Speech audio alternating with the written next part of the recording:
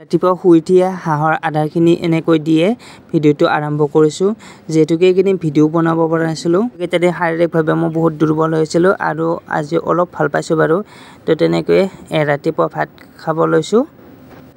মায়ে লৈছে পঁইতা ভাত, মাছ ভাজি, শাক ভাজি আৰু মোক গৰম ভাত দি দিছে। মায়ে পঁইতা ভাত ল'লে। এনেকৈ দুয়োটাই একেলগে ভাত সাজ খাওঁ।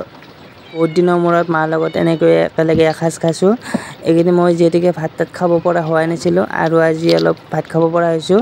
তো তেনেকৈ সেইকাৰণে এই মুহূৰ্তখিনি অলপ ভিডিঅ' বনাই থৈ দিলোঁ।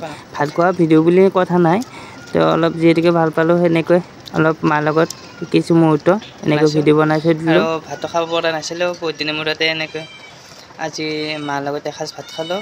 এই মায়ে কিবা সৰু মাছ ভাজি দিছিল, শাক তেনেকৈ